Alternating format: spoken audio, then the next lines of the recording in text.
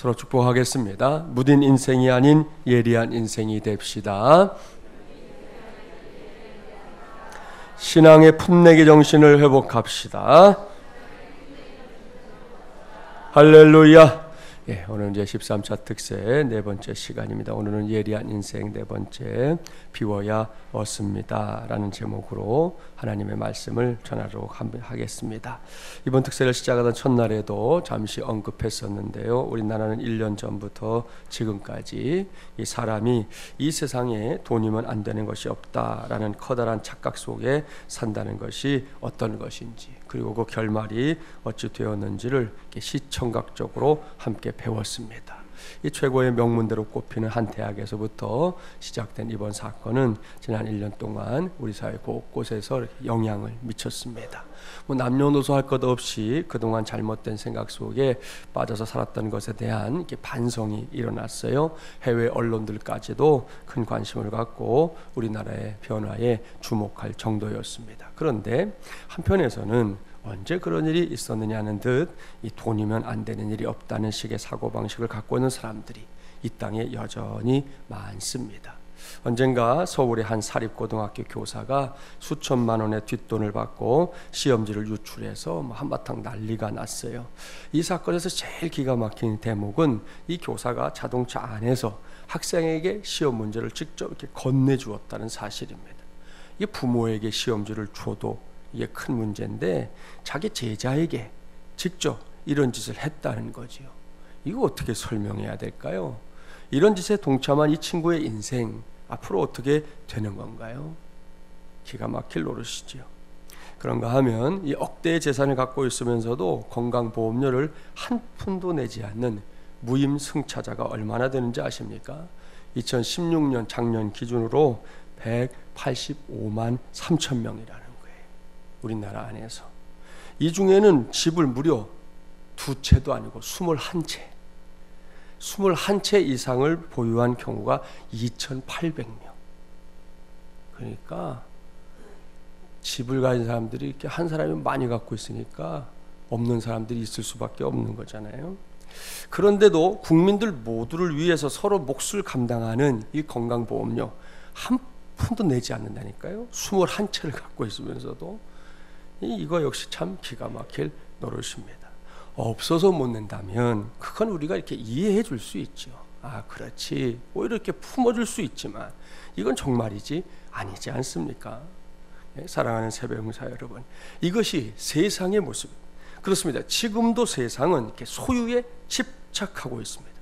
일찍이 현대 심리학의 대가인이 에리 프롬이 제기했던 소유냐 존재냐라는 질문을 떠올리지 않을 수 없는 세상이 되어가고 있는 것이죠. 그는 이 책을 통해서 기쁨과 쾌락의 차이점을 설명합니다. 그는 기쁨이란 삶이 주는 최고의 선물이다, 그렇게 표현했어요. 이러한 기쁨은 우리가 하고자 하는 어떤 목표를 이루어가는 그 과정에서 자연스럽게 경험되어지는 것이다. 의도적으로 막 만들려고 하는 것이 아니라 우리가 인생을 살아가면서 뭔가를 이렇게 이루어가는 과정 있잖아요. 거기서 경험되어지는 감정이, 그것이 기쁨이다. 더군다나 삶을 지속적으로 비추어주는 빛과 같은 존재가 기쁨이다, 그랬습니다. 그러나 쾌락은 다르죠. 쾌락은 말초적 흥분을 일으킬 뿐 쉽게 사라져버려요. 그리고 그 남은 공간을 슬픔으로 채워버리게 되고요, 거기서 끝나면 그나마 다행인데 그 슬픔을 또 달래기 위해서 더 강한 쾌락을 요구하게 된다는 겁니다. 결국 쾌락은 마약과 같이 우리 삶을 피폐하게 만들고 마는데요, 에리 프롬은 현대인들이 기쁨이 사라진 쾌락의 시대에 살고 있기 때문에 그 차이를 인식하지 못한 채 살고 있는 것이 우리 시대의 불행이다, 그렇게 지적합니다. 이러한 분석에 따라 세상을 들여다보면요, 권력과 재물, 성적 쾌락과 인기, 멋진 외모 등등이 최고의 가치로 전락한 현대사회에서는 자살이나 이혼, 우울증, 사기 등등이 판을 칠 수밖에 없는 환경이 되어 버린 거예요.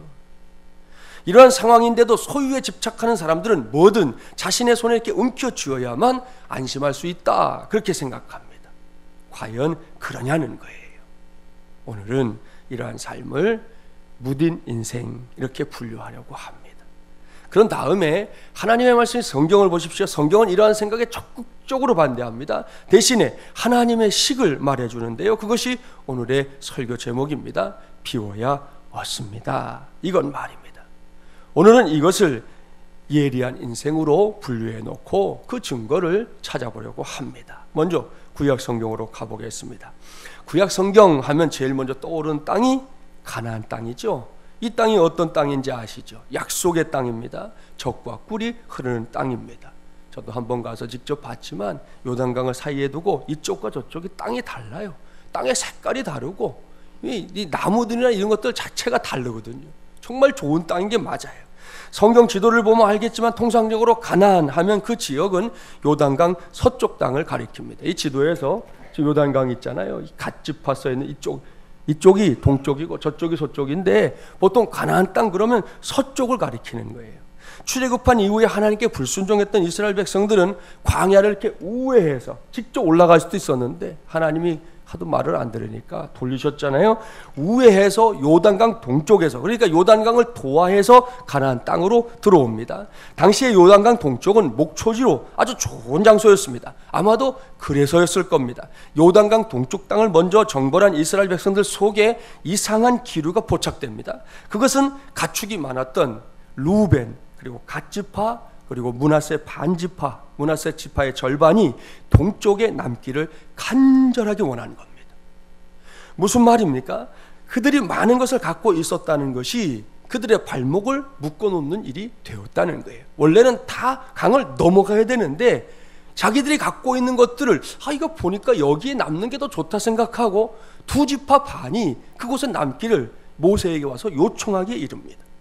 우리가 너무나 잘 알고 있는 대로 이스라엘 백성들의 오랜 꿈, 수건이 무엇입니까? 그들은 꿈에도 소원이 다른 게 아니잖아요. 오로지 가나안 땅 들어가는 거.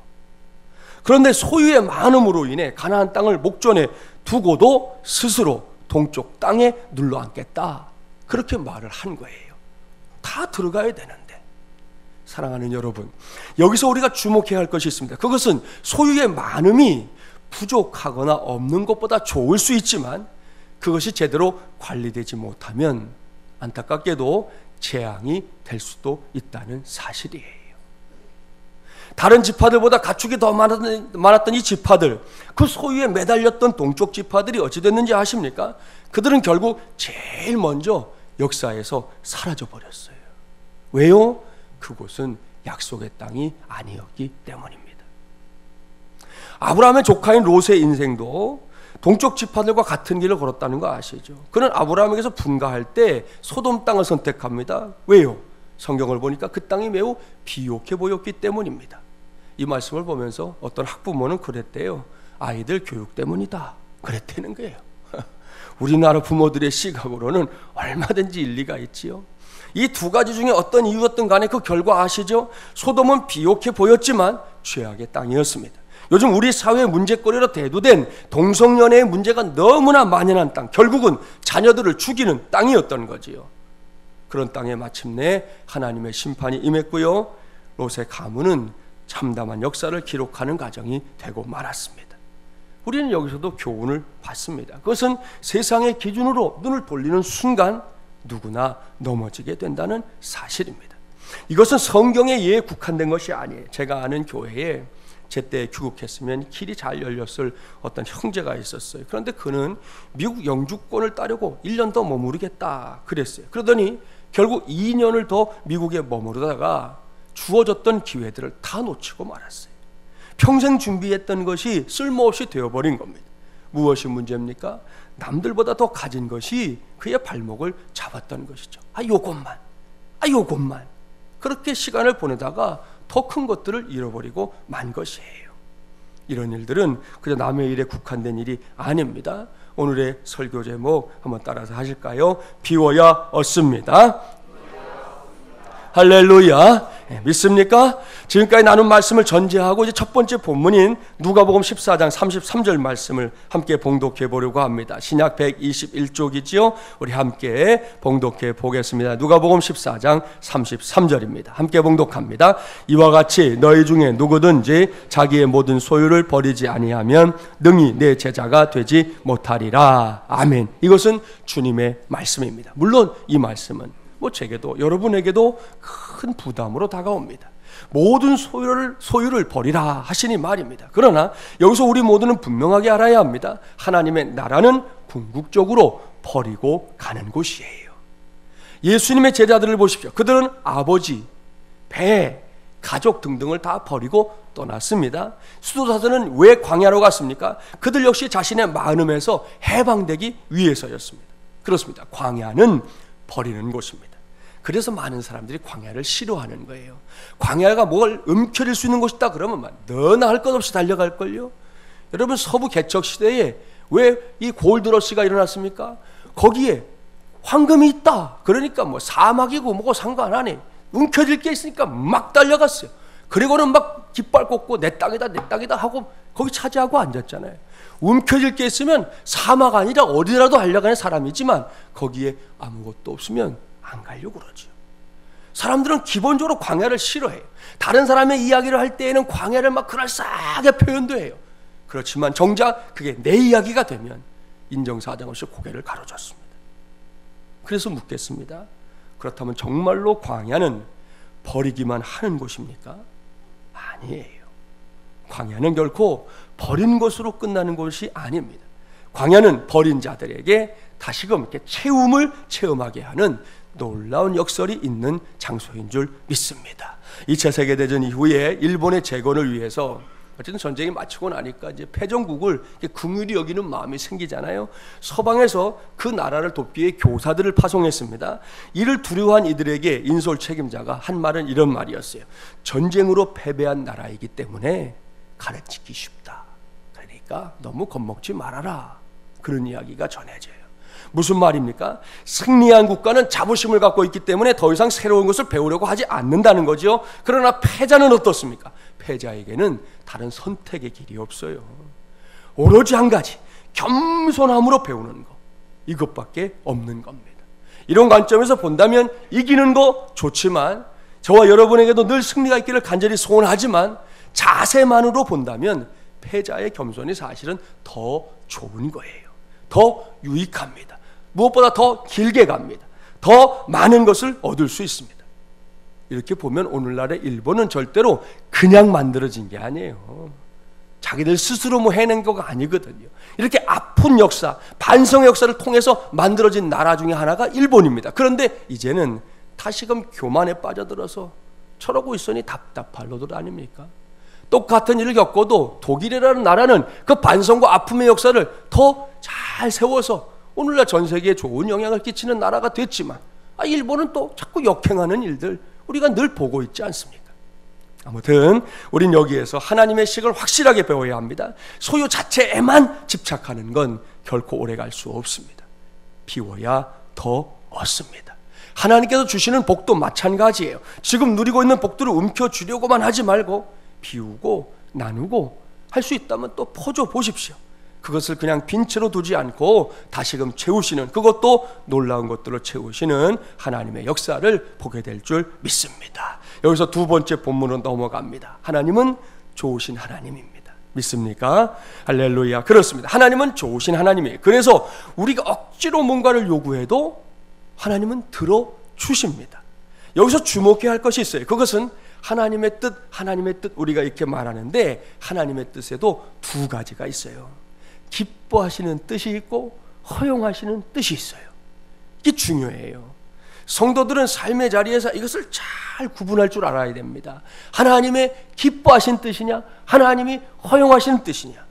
사무엘 선지자 시대에 이스라엘 백성들이 왕을 달라고 막 떼었잖아요. 하나님이 주셨나요? 안 주셨나요? 주셨습니다. 앞서 예로 들었던 르우벤, 갓, 므낫세 반지파들도 요단 동쪽 땅을 달라고 하니까 주셨나요? 안 주셨나요? 주셨습니다. 이런 것이 바로 허용하시는 뜻이에요. 이건 좋아서 주시는 게 아니에요. 좋아서 기쁜 마음으로 기꺼이 주시는 게 아니라 마지못해 허용하시는 거예요. 하도 달라고 때를 쓰니까. 신약의 인물 가운데 제일 욕심이 많은 사람이 누군지 아시죠? 막달라 마리엘이잖아요. 막달라 마리엘. 막 달라고 그런다고. 예? 여러분, 그렇게 이스라엘 백성들이 막 달라고 때를 쓰니까 정이 그리하면 너희 뜻대로 하렴 하면서 허용해 주신 거라는 말씀이에요. 이렇게 때를 써서 얻었습니다, 받았습니다. 이럴 때 문제는 부작용이 많다는 거예요. 이스라엘 역사를 보십시오. 억지로 그들이 요구한 왕이 오히려 백성들을 압제했습니다. 왕권을 휘두르며 갖은 요구를 해서 백성들을 곤고하게 만들었잖아요. 출애굽한 이후의 광야에서도 마찬가지입니다. 고기가 먹고 싶다고 고기를 달라고 때를 쓰니 하나님께서 메추라기를 보내주셨죠. 이 자체는 분명히 은혜지만 한번 생각해 보십시오. 광야에는 물이 부족해요.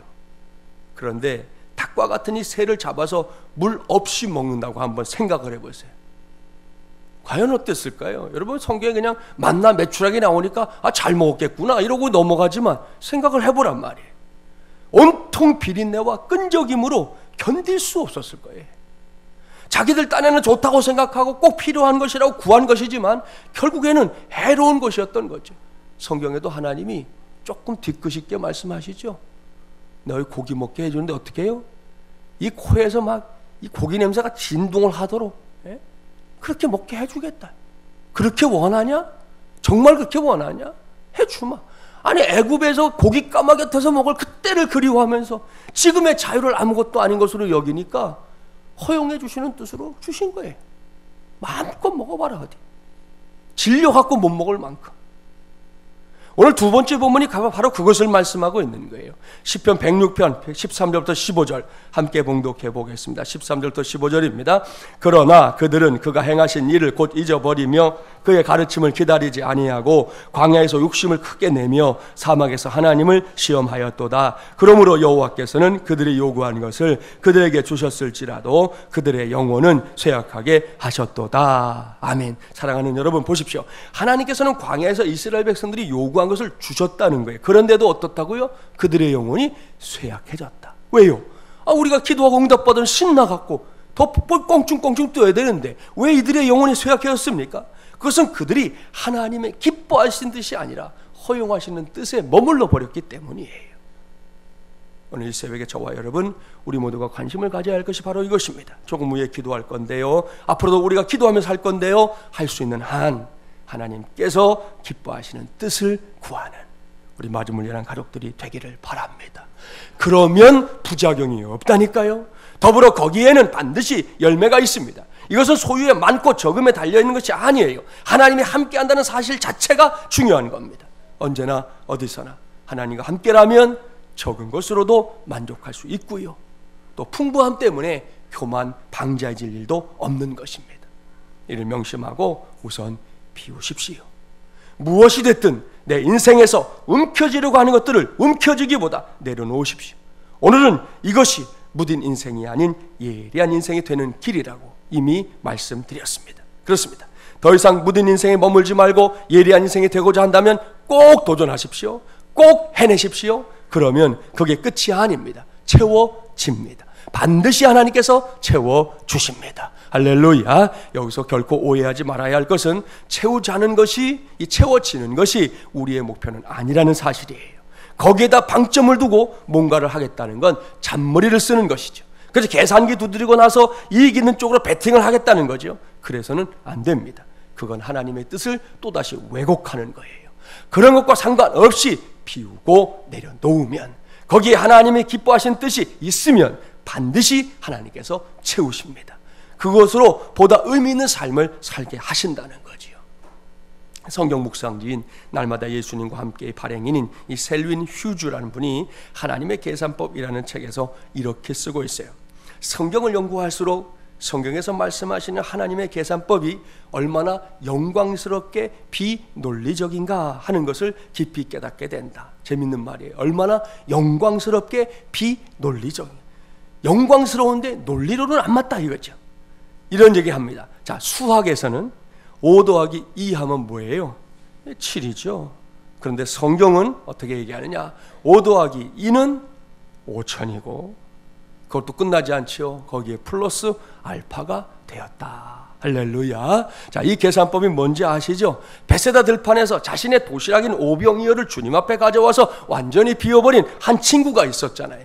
거기에 하나님의 기뻐하시는 뜻이 임했습니다. 예수님께서 오병이어를 하늘 높이 들어서 축사하시자 무슨 일이 일어났냐는 거예요. 남자만 5,000명이 먹고도 12광주리가 남는 역사. 채워져도 너무나 놀랍게 채워지는 역사가 나타났습니다. 언제나 말씀드리지만 이제는 우리 차례입니다. 오늘 이 새벽을 통해 제13차 특세를 통해 이러한 하나님의 역사를 직접 체험하고 목격하는 우리 모두가 되기를, 그래서 더 이상 무딘 인생에 머물지 않고 예리한 인생들이 되는 저와 여러분이 되기를 주님의 이름으로 간절히 축원합니다.